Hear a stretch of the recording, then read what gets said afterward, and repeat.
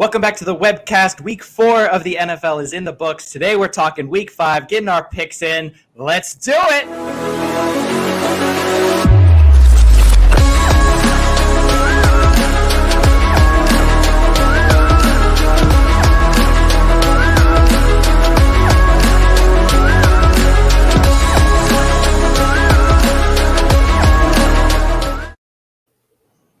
Wrong intro, I see. Doug, I am glad that you are safe, that you made it through Hurricane Ian. Welcome back to the webcast. How you doing? Were you able to catch any of the weekend action? Premier League came back, college football heating up a little bit more as we get into conference play, and of course, the NFL kicking up even more. Week 4 in the books. But how you doing? I'm doing good. We got lucky. We didn't get hit too bad. Nothing crazy happened, so we get very lucky. And I was able to catch a lot of this weekend's action. Nice, very nice, very nice. I'm glad to hear it. A lot of people out of power, cell service went down, people kind of returning back to their homes and not in the best of shape. So all of our thoughts and prayers are with all of the people down there. And hopefully we can stay strong. Florida strong, as Tampa Bay had the shirts this weekend. Florida strong after Hurricane Ian went through there. So hope everyone is well with that. But for us here at the webcast, we did our Week 4 picks last week. Doug tells me we went 10-6, not too shabby. What is you got our overall record at the top there? 27 and 21. And we cracked the top 500,000 here on ESPN. So every Tuesday we are doing our NFL picks for the week. Go ahead and make your ESPN account and come and join us and do your picks with us. As we go throughout the season, we'll see who ranks higher by the end of it. We're doing it every single week. This week, we are entering Week 5 of the picks, which kick off this Thursday. NFL Thursday, Sunday, Monday. But we got Russell Wilson at home taking on the Colts. I don't know about you, but I just cannot. I said last week about the Broncos that they're one of the teams that have kind of grouped together here with these offenses that I'm just kind of waiting to see them figure it out, right? You got a lot of new heavy hitting pieces trying to just force them together, and especially in the AFC West, which they were atop of after 3 weeks. After losing away to Seattle and Geno Smith in the fashion they did, 2 weeks later, they were atop of that division. They fall last week, and their offense just doesn't seem to get going. I don't know. What are your thoughts on Russell Wilson's move to Denver and how that's working out so far? I don't know much about the backstory of his move. I mean, I hate that he did move. I like seeing those, those players that stay at one place forever. It's cool. It doesn't happen very often anymore, so it's nice to see when it happens. Yeah. But I think there was other stuff going on behind the scenes that we may not have known about. But as far as how he specifically has been playing, I watched that game against Oakland, and he was running for Las Vegas. Sorry. I'm so sorry. He was running for his life like every time he would drop back to pass. Mm-hmm. They lost their starting running back. Melvin Gordon, yes, good running back, fumbled 4 times this season already, I think. And so he fumbled in this last game, week. Gave it up, and they said, You're not going to touch the ball again. They finally put him back in, and he dropped a pass, hit him right in the hands. It's just, I thought that, Russ had they were playing conservative, it seemed like, trying to do little short throws and everything. Well, he started throwing deep to Jerry Jeudy, and a couple of them worked, and it started looking like old Russell Wilson, and, okay, this is starting to work. But they're just not – they're not firing on all cylinders right now. It's definitely not like he was in Seattle. No, definitely not. We saw that Monday night opening weekend when the Broncos went into Seattle and took an L home to Denver when they decided to waste the remaining, 40-odd seconds there, not call timeout, and then kick a 64-yard field goal instead of going with the $257 million quarterback, Russell Wilson, to get those extra yards.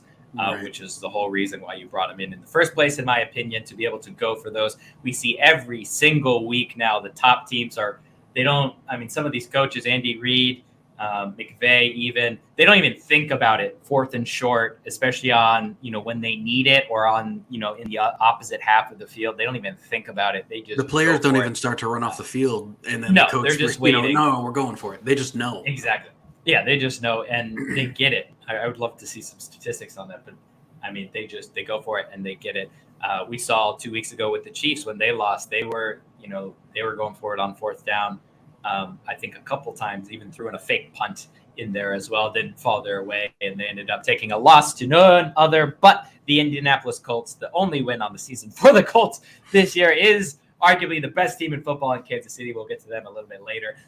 Thursday night, short week for both these teams. Denver, taking that loss to Las Vegas, giving Las Vegas their first win of the season. Now take on the Colts with one win on the season. Who do you got? I think Jonathan Taylor might be hurt, and I liked what I saw from Russell Wilson and that offense starting to kind of spread it out and throw it a little deep. But they also lost their running back for the season. So I don't know. My gut I think that'll help. The Broncos. I personally think that'll help. I think that'll allow them to kind of lean into Russell more, especially his running ability. I think that'll help push him forward a little bit more and kind of allow him to take control. Because the whole knock in Seattle, the whole reason that the relationship kind of soured there was like Pete Carroll was stuck on a defensive running system and not letting Russell Wilson loose. Epitomized in the Super Bowl. Actually, the only time he gave trust in Russell Wilson was at the Super Bowl when he decided to throw it instead of giving it to Marshawn Lynch. But besides that one, you just never let Russell Wilson loose, and I feel like he was capped a little bit. Moves to Denver. You're hoping he opens it up with all the weapons that they have. I agree with you. I think Denver will take it home Thursday night on a short week at home with that crowd. I think they will get it done. Then we move over to Sunday slate of games where Green Bay, after losing week one, have now rattled off 3 consecutive wins, a overtime win against the Patriots last week. And the Patriots were down to their third string quarterback at that point. Interception by overtime. And went into overtime as well. But they get a host of the surprising 3-1 Giants. I don't know about you, but I don't know that. I don't think they're a great team, but they're proving that they can win. Saquon Barkley is healthy, and when he's healthy, he's the best player in the league, if you ask me. Wow, you heard it here. The best player in the league, Saquon Barkley, MVP. Let's go. I don't think anybody's as athletic as he is, and he just changes a game. He's so dynamic. But I don't know. The Packers struggled pretty hard against New England, but New England has a pretty solid defense. I don't think the Giants have as good of a defense. No, I agree. And I think the Packers, I think Aaron Rodgers didn't play that well in that game, especially to start that game. And they kind of, it seemed like, especially that Tunyon touchdown, I think in the middle of the third quarter it was, or maybe right before halftime. I thought from there that was it. They finally settled the ship there, and now they're just going to run away with it. The Patriots were able to stay in that game a little longer than I thought. It did end up going into overtime. But I think that the Packers are a better team than that, personally. Me too. And I think the way that they play, they grind you down with the double running back system, and Dillon and Jones be able to dish it off. They will hold the ball, and they will eat up clock. They put drives together. And they can do that whenever they want. And against the Giants, I think it'll be too much for them. So I agree. Packers win in that one. Wait, that's a 9:30 a.m. game. Is that in London too? It's in London. Mm-hmm. Go Tottenham, go! Yeah, at Hotspur Stadium as well. All NFL games are in Tottenham Hotspur Stadium. Oh, that's beautiful. So for those who don't know, I don't know, Doug, you want to explain this one since you are a fan of the Tottenham Hotspur? Well, we spent $1.6 billion did Tottenham Hotspur on our new beautiful stadium. And we also signed a deal with the NFL to play all of the games in London that are going to London to be played in our stadium. We have a beautiful soccer field that's here, and then we have the football field underneath. The soccer field will roll out. The football field will come up. The soccer field goes underneath, and it's like nothing ever. It's like nothing ever happened.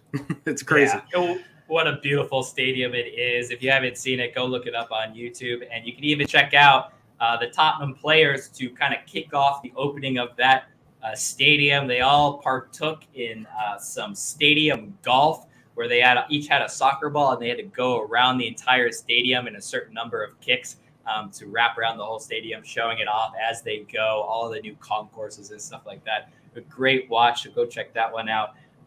Beautiful stadium. The Saints, Vikings were there last week. It looks like Packers, Giants will be there this week, and the Packers will be joining the Vikings, taking a W back from London in the early kickoff game. Steelers, Bills, which could have been the defensive masterclass of the season that we all hoped these two teams would be. TJ Watt obviously injured. Kenny Pickett entering the fold last weekend. Yes. Interesting to see if he can get it going. Tomlin said that he was they're hoping that he's going to be the spark for the team after they've fallen 3 straight after that great opening season win in Cincinnati, where they got 5 turnovers on defense. Offensively, were kind of hit or miss, went into overtime and kicked that game-winning field goal. But Buffalo rolling, except for that one hiccup a couple weeks ago, but got back on track last week. Who do you got in this one? Pittsburgh's really bad. Yeah. Pittsburgh's really bad right now. Trubisky is just not a starting quarterback in the NFL. Yeah. And I think, Kenny Pickett, the fans were clearly ecstatic when they put him in finally. They were like, our hero, anybody but Trubisky. The problem is it's just somebody other than Trubisky. I don't think Kenny Pickett is, he's a rookie. He's played in a few minutes of a game, to a half of a game. Yeah.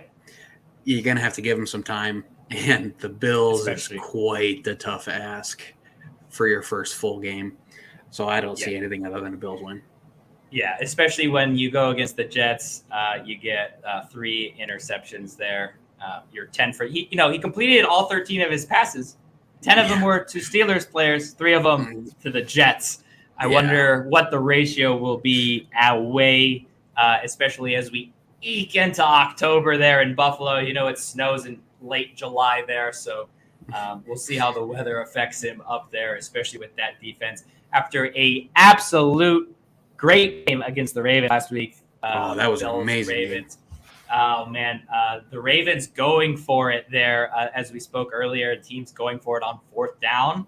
Lamar Jackson, they were going for it. They could have kicked that field goal with a minute or so left, forcing the Bills to either kick a field goal to push it into overtime or go the length of the field and score a touchdown. The Bills went 75 yards after getting the ball back inside their own 10 and kicking the game-winning field goal as time expired. So that could have been field goal to tie it. So the worst possible scenario happened, because if they turn it over on downs, then the Bills have the ball at the 3, and they have to go 97 yards. But what happened is he threw an interception for a touchback in the end zone, and so they started at the 20, or I don't even remember if it's a 20 or 25 now. I'm not sure, but that's a big difference when you're talking game-winning field goal. Now they only need to get 40 yards instead of 70 yards. And with a quarterback like Josh Allen and the weapons that he has, we've seen people, especially at end games, do that in 20 seconds getting field goal range. How many times has Aaron Rodgers done that? You have Stephon Diggs, and he just, all he has to do is run one good route, and he's a great route runner. So he runs one good route, and that could be a 20-yard chunk play right there, and it takes 8 seconds off the clock. It's like, exactly. So I think we both got the Bills on this one to take home the win and go to 4-1, keeping them atop of the AFC. Both teams, well, I guess before Deshaun Watson, had his whole thing, but The Chargers, especially, I thought was going to be always up there atop the AFC standings throughout the season. They are 2-2 as they travel to Cleveland on Sunday. Who do you got for that one? Austin Eckler finally showed up. He had 0 touchdowns. Didn't really look like his old self. And finally, last weekend, 3 touchdowns. Looks like the old Austin Eckler that we know and love, and the reason they got rid of Melvin Gordon. But, Jacoby Brissett just continues to impress me. He's just solid, and I think he's better. He would start for the Steelers. He would start for the Falcons. He would arguably start for the Saints. It's not like he's a good backup quarterback. He's a starting quarterback for a lot of teams. Yeah, I always felt he's on that fringe, right? He's like a great backup and then like a low-end starter. But he is managing pretty well 2-2 to start the season. And I think they should have beat the Jets, and they had a chance to beat the Falcons last week. What is up? 4-0. They just need to end the Browns games with 2 minutes left because it's just at the 2-minute mark, you can just honestly – at 2 minutes, whatever the projection of the game is going to be for the Browns, just bet the opposite because you're almost guaranteed for that to happen. 1 minute, 50 seconds left. I'm going to read this out so I don't get anything wrong, right? The Browns are up 20-17, right? Up by a field goal with the football, okay? With the football. Let me just make sure that I want to get this perfectly right here, okay? They start with the ball with 2:28 left, okay? And they go 8 plays, 21 yards, eat up 1:33, okay? But here's the kicker, okay? They have a first down the last 4 plays-ish of that drive. They got a first down with 1:36 left in the game. Incomplete pass. 1, why in the world are you passing? 2, incomplete pass plus a penalty for an someone who went past 5 yards. Third, they take a sack, minus 8 yards, which is almost the best play out of the lot because it actually eats clock. Exactly. Only to follow that up, 3rd and 22, okay? Now you're back into your own territory because, again, they were in Atlanta territory when that started. And they throw an interception. That's the end of their drive. It's the worst possible 4-play span for a team with the lead I've ever seen in my entire life. It was terrible. And you're just asking. And then, of course, the Falcons go down and end that one. So, it's just terrible. Terrible. I don't know. Yeah. Anyway, who do you got for this one? I think the Chargers. I love Nick Chubb. I love Kareem Hunt. But they just can't finish games. No. And I think that the Chargers can, and they're getting better and they're gaining their stride. And I think the Chargers are gonna put a hurting on them this game. I think it's gonna be a solid win. Yeah, I think the Chargers will go in there and get a win as well. With 82% of the people on ESPN, go make your account and pick along with us on ESPN NFL Pick'em as we move to the Bears and the Vikings. Justin Fields looking like he's getting more into the offense, but also the Vikings look like they're putting their entire offense together. Who do you got for this one? Yeah, Justin Fields maybe it's the bad system for him. I don't know. But he is not playing well. He's running the ball. That's great, but he is definitely not passing it well. There's no way that the Minnesota Vikings do not win this game. Yeah, I think I agree with that, especially with 94% picking the Vikings to go ahead and get that win. I don't know if there's much to talk about with that one. Vikings look like they're clicking on all cylinders there. We have some comments asking for Cowboys, Rams. We will get to them. We're going in the order as ESPN picks them. So go ahead if you're waiting for that one and make your account on ESPN and get your picks in and see how you do compared to our picks each week. We got Lions and Patriots. Lions are a team that I'm always high on for some reason. I always think that they're going to give a great matchup. They seem to score 35 plus every single week, and they can compete with anyone, and yet they're 1-3. I don't know how this keeps happening to them. They take on the Patriots. Obviously, we know what they're all about, but who's going to be is Hoyer coming back healthy? Who's going to be the starting quarterback there with Mac Jones out? Who do you got for that one? There in Foxborough. The Lions are proving that they are a real threat to any team except for any team that has an offense because their defense is so atrocious. Yeah, they can score on anybody. I mean, they've proven it. They were without DeAndre Swift and without Amon-Ra St. Brown, and they still put up 45 points. I mean, I understand people are saying Goff maybe not the greatest ever. He didn't do much with the Rams, and Stafford goes and wins the Super Bowl. Okay, I get that, but I'm a fan of Goff. I am a Goff believer. I think he can take this team as far as their defense lets them.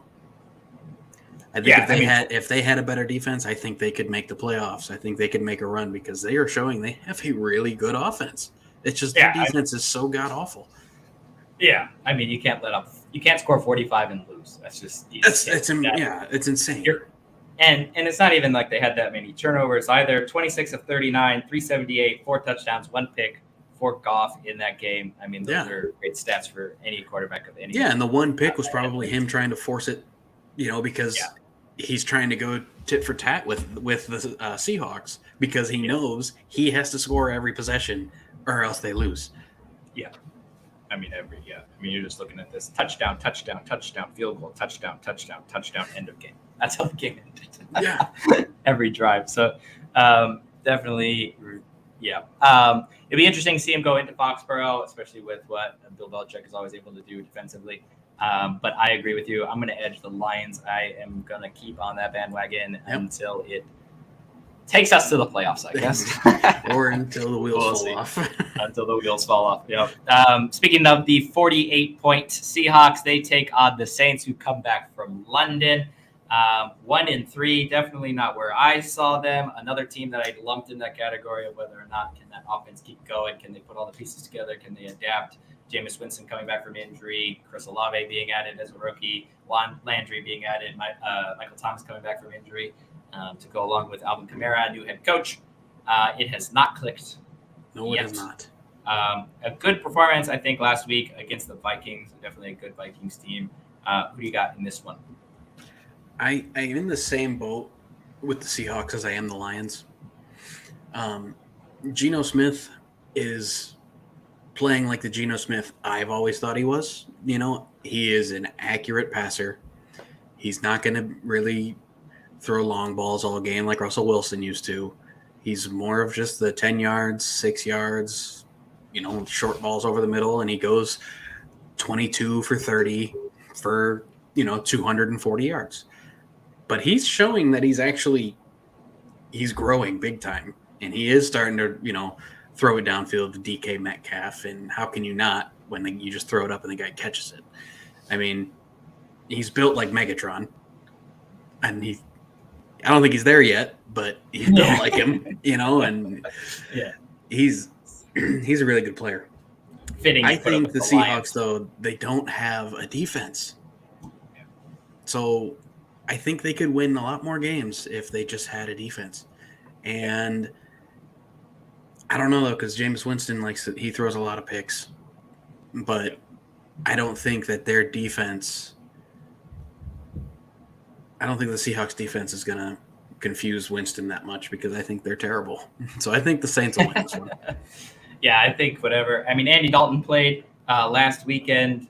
Most of the snaps, it looks like. I don't know what happened to Winston. Winston was hurt, I believe. He was hurt? Yeah, so I don't know if he's coming back. You know if he's coming back? I'm not sure. For this one, I don't think it'll matter, personally. I agree with you. We saw week 1 with Denver. We thought that was going to be, Denver's offense kind of coming together and going up. They look slow to start, but you look at the Lions offense last week, what they're able to do. You put the pieces with Andy Dalton, even Jameis Winston, really doesn't matter. Even Taysom Hill, put him in there. I think they got a lot of weapons there. Yeah. So I think with those weapons at home, after a good performance against Minnesota in London, I think they will get the win there. Yep. And we got the Dolphins, who came down to the world of the defeated after picking up their first loss in Cincinnati on Thursday night. Get 10 days off before they travel to MetLife to take on the New York Jets with Zach Wilson back in the fray with his good performance there against Pittsburgh last week. Who do you got? Dolphins, Jets. Hopefully Tua's okay.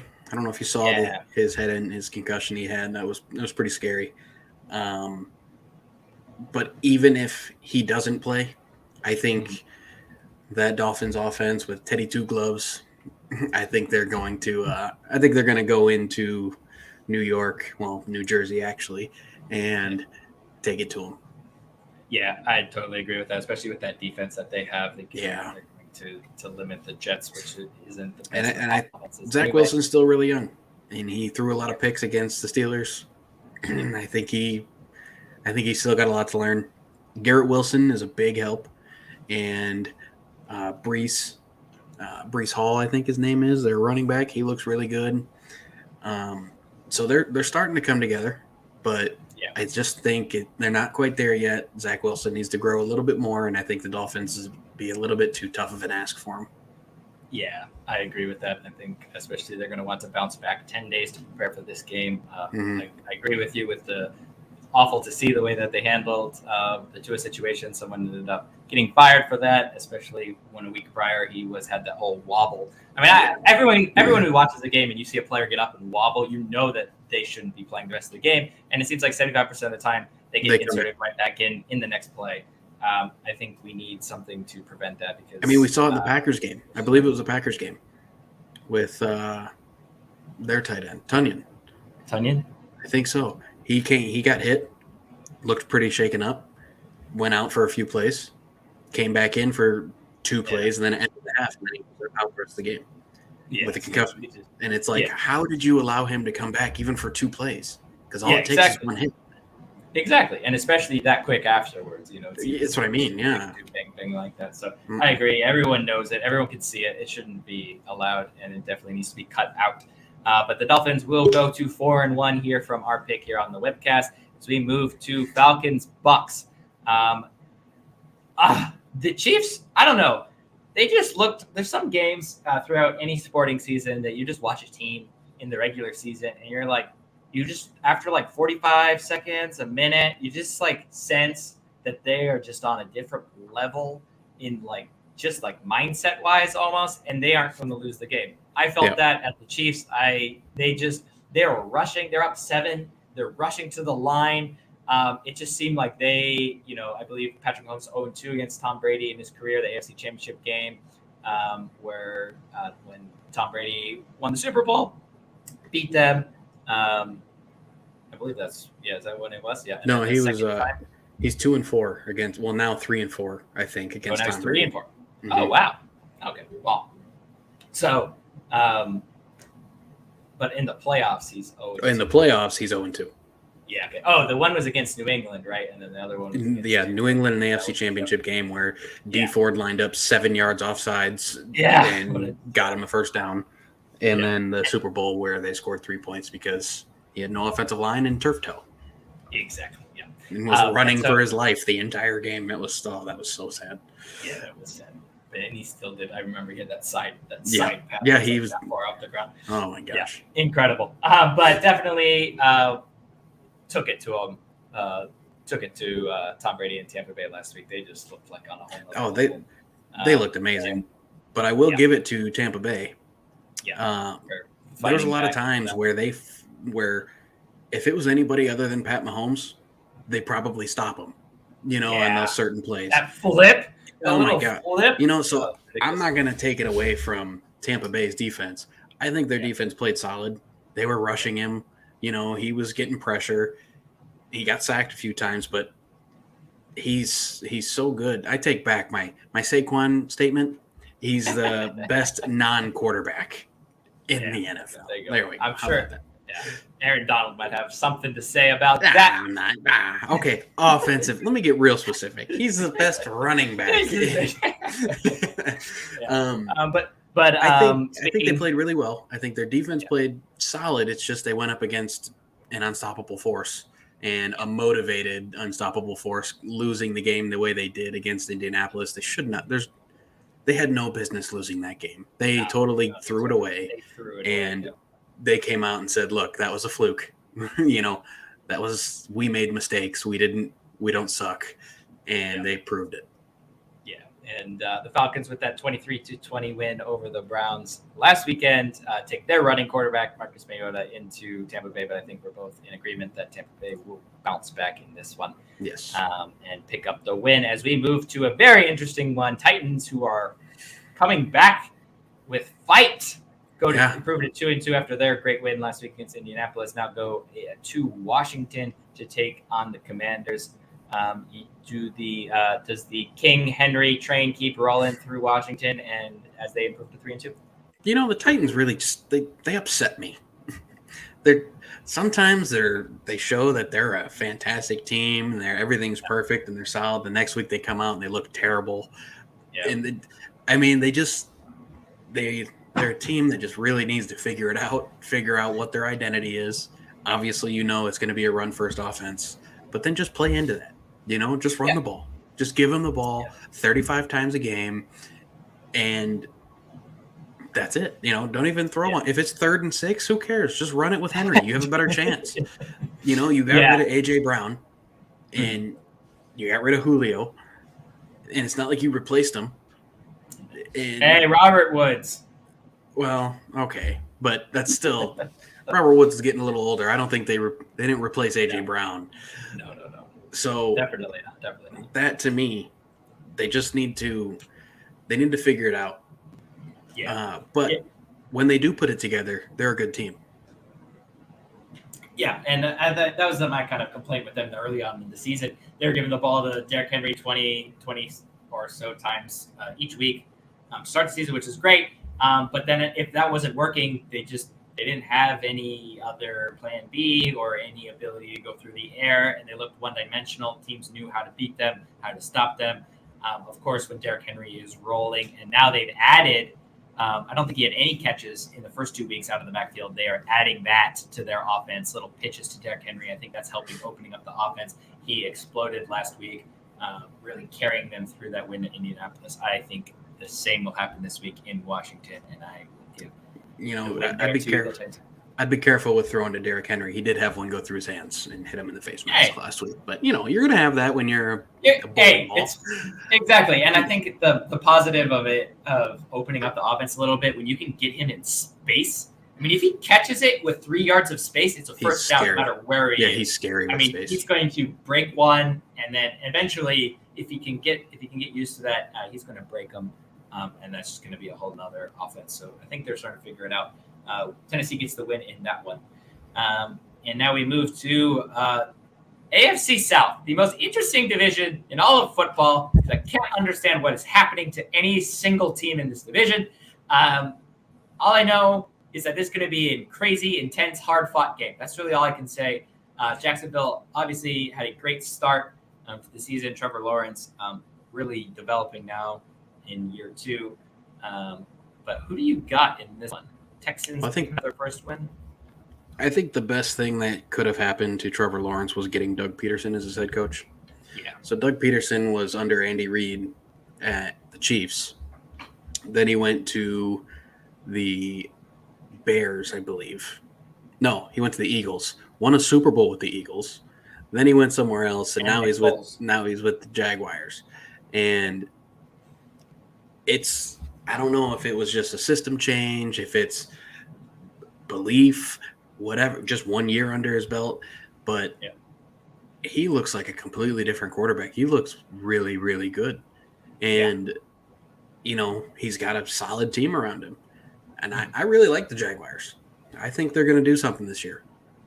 Yeah, I agree. And look at the quarterbacks. Carson Wentz peaked under Doug Peterson. He's bounced around since then, kind of petering out. A little bit of revival maybe in Washington now. Nick Foles obviously peaked with that Super Bowl run with Philadelphia.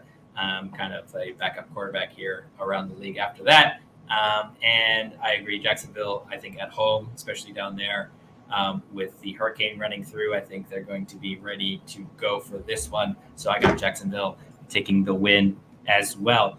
San Francisco, after we saw them last night, great performance last night there. Put it to the Rams, huh? Put it to them. They just own the Rams in regular season. Yeah, they do. Seven out of the last 8 meetings, San Francisco has won, and last year's road to the Super Bowl NFC Championship game was the Rams' only win there. They just beating down Carolina. Baker Mayfield, good times, bad times, kind of similar story as it was in Cleveland. You got anything but a 49ers win in this one? No, I don't. And Garoppolo's got a lot to prove. They wanted him out. And so now he's got a chip on his shoulder. I'll show you. It's unfortunate the way it happened with Trey Lance going down. But he's like, out of active quarterbacks, has the fifth highest winning percentage as a quarterback. It's like, why did you want him out? He took you to a Super Bowl, takes you to the playoffs every year. Yeah, he may not be flashy, but he gets the job done. And, they scored 24 against the Rams, but their defense, only gave up 9. So all he needed was 10, and he got you 24. Exactly. Yeah, and that team just seems like it knows how to win when he's the quarterback. They have an identity there. It's a different calmness to the team. Everybody just knows what they're doing, and they plug along. Believe. Yep. Yeah, and they know they can do it. So I agree. San Francisco going into Carolina, I'm picking up a win on this one. As we move to the Cowboys and the Rams, speaking of winning percentage for quarterbacks, there is one undefeated quarterback in the NFL, and his name is Cooper Rush. Sorry. I'm sorry, Philadelphia fans. Jalen Hurts. I apologize. But Cooper Rush, bigger story here, coming in as a backup. Offense looks like it's clicking. CeeDee Lamb is on another level, it seems like, with Cooper Rush. Rush, CeeDee Lamb just is a completely different receiver. I don't understand. Doesn't make any sense. But is this the first time that they lose? The Rams on a short week, playing last night and losing to the 49ers up there at Candlestick. Is it still called Candlestick? I don't know. In San Francisco, but they returned back to SoFi where they won their Super Bowl. Will they get the win against the Cowboys? I think the Cowboys are going to win. Cowboys go into Los Angeles and pick up the win. Wow, you got it in a close one. Is it offensive? I think it's going to be a tough game. It's going to be a tough game, okay. But I think the Cowboys are going to give the Rams offensive line a real problem. Yeah. The Rams are showing that they need help in the run game. And Micah Parsons, no joke. Yeah. I think Trayvon Diggs, they got a really good defense. And I think the Cowboys are going to go in and they're going to put it to the Rams. I can see that purely because of what you just mentioned with those two defensive superstars. Because the Rams have had issues after losing Odell. They bring in Allen Robinson, but he just does not look like he is integrated yet. And maybe this is the game that they get him integrated fully, and then the offense explodes a little bit. Run game can't get going with Akers. It seems like it's Cooper Kupp or bust almost for the offense. 100%. It's a great. It's not a bad problem to have, whether you're relying on Cooper Kupp because he's fantastic. But I could totally see the Cowboys, so let's do it. Cowboys going into SoFi, sending the Rams to a losing record, and riding that division to become the first back-to-back division champs of the NFC East since 2004 when the Eagles did it. They are going to fight the Eagles all the way for that one with Cooper Rush at quarterback. And the 4-0 Eagles travel to Arizona to take on Kyler Murray and the Cardinals with only 2 games now left on DeAndre Hopkins' suspension. So maybe they're kind of holding out for that one. You got Philadelphia going to 5-0 and keeping their status as the only undefeated team. Fly, Eagles, fly. Fly, Eagles, fly on your way to victory. I got nothing but an Eagles win in this one. I think the Cardinals are good, but Eagles defense is no joke, and Jalen Hurts is, he is something else. Yeah, they have a great identity. I think that's something you mentioned. And Miles Sanders having a big blowout game, a huge game. If they can start really running the ball with him, it widens everything up. Yeah, and you add A.J. Brown, which is great. I think one of the greatest offseason moves. I think a lot of people felt that way going into the season to add that kind of firepower on offense. I know it was the storyline out at draft night, and you add Jalen Hurts with his legs, Miles Sanders now, A.J. Brown. They can be in a bunch of different ways, and that defense is playing with full confidence, flying around, and they're not scared by anybody. So I agree, Philadelphia in this one. As we move to the Sunday night game, Ravens, after a tough loss, both their losses should probably not have happened. Last week against the Bills, John Harbaugh said it gave them the best chance of winning was going for it. They complete that, they definitely win. They kick a field goal, they probably still win. Not getting it and allowing 75 yards from Buffalo was the only reason why they ended up losing that game. And they play Cincinnati, who has rebounded now after their 0-2 start, now 2-2. But who do you got in this one? This is going to be a good game. Yeah, the Bengals are starting to look like they're finding their Super Bowl form. Yeah. And Burrow's looking more comfortable. Maybe the offensive line's starting to figure out their issues they've been having all year. But man, the Ravens are really good. They should be 4-0. So I don't know. This is a toss-up game. I guess I'll go with Baltimore because it's in Baltimore. Yeah. And that's purely, if it was in Cincinnati, I would probably pick Cincinnati. That's pretty much how tight I think this game's going to be. Yeah, I totally agree. I think, the offensive line has been playing better for the Bengals, and that is definitely their recipe for success. I think the Ravens are going to present a little bit of a different problem for them than what the Jets did 2 weeks ago, where I think they only allowed 2 sacks to the Jets defense. The Dolphins played pretty well on Thursday night, but Burrow was able to stay in there. They were able to keep him up. I agree with you at home. The Ravens, both losses to the Bills and Dolphins were at home, but they both should have won those games. So maybe this is the time that they do it. I agree. Baltimore take it in a close one. Sunday Night Football. That takes us to Monday night with the Red Hot Chiefs taking on Vegas, who got their win last week. Great AFC West. 94% picking the Chiefs. Are you on board with that? Yeah, it should be 99%. 99. And the 1% is just Raiders fans. This is – I don't think any team can stop the Chiefs the way they played against Tampa Bay. There's no way. Yeah. Maybe the Eagles. I would love to see Green Bay just because of the way that they play. I think stylistic-wise, their ability to hold on to the ball. And that's why I gave Buffalo as my favorite to come out of the AFC, because they can hold on to the ball very well and keep the Chiefs' offense off. But, I don't know who can stop. My thing is, we have Clyde Edwards-Helaire, but we have Isaiah Pacheco. Yeah. And that kid is good. He runs hard.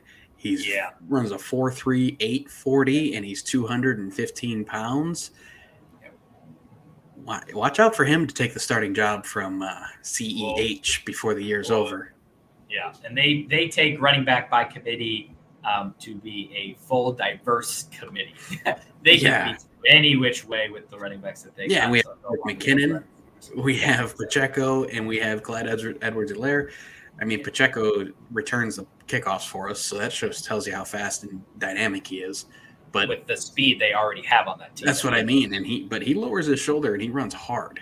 So if we can really figure out a running game, which looks like we have been so far this year, and also I think it's made Clyde play a lot better, knowing that he's got somebody kind of right behind him where if you mess up, you're going to lose your job.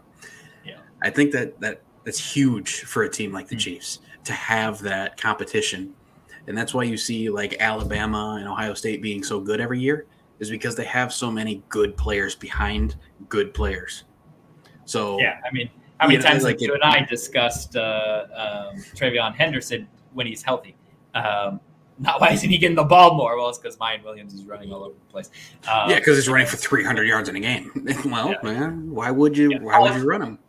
Exactly. College football here every Friday, 7 p.m. We do our college football picks here on the webcast, so stay tuned this week for week 6 of the college football season that we will be doing Friday, 7 p.m. But yeah, the Chiefs offense, and I think this almost helped that Tyreek Hill has left because it's kind of diversified the. Yeah, we're not one dimensional. Exactly, and I mean it's a great one dimension to have. Try Kelsey and even Clyde Edwards-Helaire out of the backfield still last year, but Tyreek Hill, Kelsey, Tyreek Hill, Kelsey, add it and give everybody more opportunity and have them fight for their spot in that offense. I think has helped everybody grow. I agree. Chiefs get the win at home. I think here's the big difference between what the Chiefs did versus what the Titans did. We lost Tyreek Hill, and we brought in Juju Smith-Schuster. Yeah, and then we drafted Sky Moore, who is a speedster, small guy. They compared him to Julian Edelman. He's that kind of player where he's just always going to be open, shifty and all that. And the Titans, they lose A.J. Brown, they're number one. And they bring in Robert Woods. Now, granted, Robert Woods isn't a bad receiver by any means, but he's getting towards the end of his career, and they didn't really go out and try and get some. I mean, even Odell's still out there. He's a free agent. Yeah. Pick him up. What's the worst that happens? And Antonio Brown's you? Then well. Yeah. Yeah. And I'm very intrigued, especially as his injury timeline gets closer and closer for him coming back. I think we'll be very interested to see who thinks that they're in a playoff push or a Super Bowl push and who picks him up and rolls the dice on him. Could you imagine him ending up on the Chiefs? That would be crazy. That'd be nuts. But there we go. All 16 picks in here for the webcast. We went 10-6 last week. Let's see if we can beat that this week. Get your picks in here at ESPN. My pickup. We got Champions League today, the third week of the Group Stage Champions League. We got Champions League games tomorrow, Wednesday night. Tomorrow night, 7 p.m. We are doing an EPL picks as well as Champions League kind of recap of the games that happened. We got Barca, Inter. We got Tottenham traveling to Germany. We got Milan, Chelsea. What will Haaland do today? Anyone's guess. How many hat tricks is he going to score? It just seems like 17. He just does it over and over again. 3 hat tricks, home games. But we'll talk about it tomorrow. Come and join us 7 p.m. at the webcast. Doug, great to have you back. See you tomorrow. And from all of us here, we'll see you then. See you guys.